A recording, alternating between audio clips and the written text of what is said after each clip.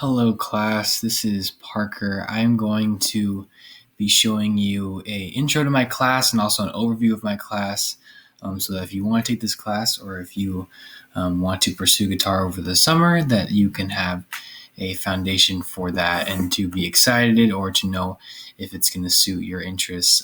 It's just a short little overview, and I have some videos as well to show you what learning guitar is like and what the process is like as well. Hope you guys enjoy. So to start off, I want to show you guys a video. It just shows the different parts of the guitar because it's sometimes difficult to know how to play if you don't even know what the components are. So let's check this out. Check out this video together. Let's start down here on this end of the guitar. This whole part of the guitar is called the headstock of the guitar. And I'll kind of break those parts down for you. These right here are called tuning keys, and those are obviously the parts you turn to tune the strings of the guitar. Those are the tuning heads right there. These little parts right here, which kind of connected to the tuning keys, are called the tuning pegs or the string pegs. And that's where you attach your strings to the guitar. As you work your way down here, this white part on the guitar is called the nut. And that's where the strings rest before they go to the tuning peg.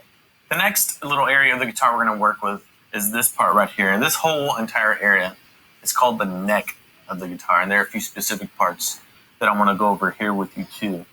These metal strips running vertically right here are the frets of the guitar. And the frets are each little box. Are attached to the fretboard or this piece of wood that runs along the neck right here. And that's usually glued onto the neck, but sometimes it's actually part of the neck. Most guitars have inlays or fret markers, and those are pretty helpful for these. One of them is aesthetics, just for decorations, and the other reason is to help you keep track of where you are on the guitar. You may have just dots on your guitar. These are a little more fancy. Regardless, they serve the same function. Moving up this way a little more, this whole part of the guitar is called the body of the guitar, and this is where we get a little bit of variance. So that's the body, and there's a lot more parts of the guitar, but this is just a basic overview. So the body is just what contains the sound hole and the strings. But that's just a short little overview. If you like to build things, or if you like engineering, or if you like to make things on your computer, the guitar is something that's really fun to learn how it's made. So if you want to see that video, I can get that link to you guys as well. But that's just a quick little overview of the part of the guitar. Let's start down here. So there also another component of my guitar class and the overview of it is music theory, and that is a lot of different things, but this is supposed to be a basic overview, so it's not going to be too in-depth, but you learn scales, and those are just the notes that you can play on the guitar, and the major chords are made up of 3 notes on any of those major scales, and there's also minor chords, which are within any of the major scales as well. The minor chords we usually go over are E minor, A minor, B minor, and the rest. Finger picking is a good way to learn what fingers to use when you're playing the guitar, and they're numbered, and that's a good system you'll learn as well as the number system. And there's some songs that we're going to go over too. And the best thing about guitar is that we can play songs that you want to learn, or that if your friends want to learn, or songs that will be able to display different skill sets. But it's just a good way to show some diversity in playing, and it's also fun to play a song you hear on the radio or anything like that. And here's just a cool little video on how to play a chord, because it can be intimidating on what it means to learn a chord, and you don't have to know how to read chord charts, but this is just an example of how a chord can be played on a guitar. I hope you guys enjoy. Here we are looking at the C chord. Now, hopefully it doesn't look too bad, but it is a little bit of a stretch. So let's go through the problems and solutions to this chord.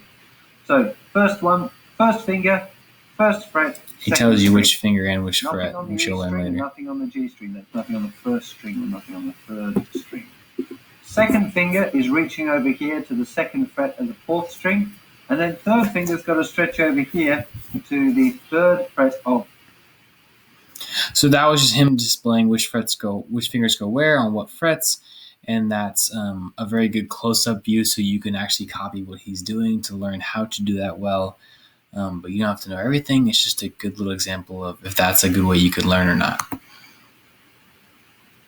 And lastly, don't be intimidated. When I was 12 years old, I got my first guitar, and I didn't start actually learning it for a couple of years later, because it can be intimidating. It can be kind of scary.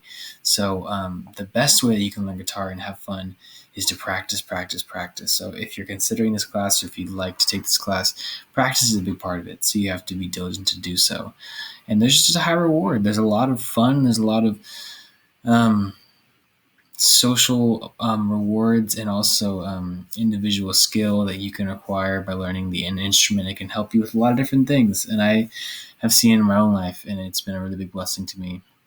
It can be highly collaborative as well, with your friends, playing a song with them, playing a song with someone from your family, and being able to help out in different ways for different events or different school things around campus can be really fun. And that also is just a really enjoyable time. Learning an instrument stretches your brain. It helps you think differently. It helps you look at things differently.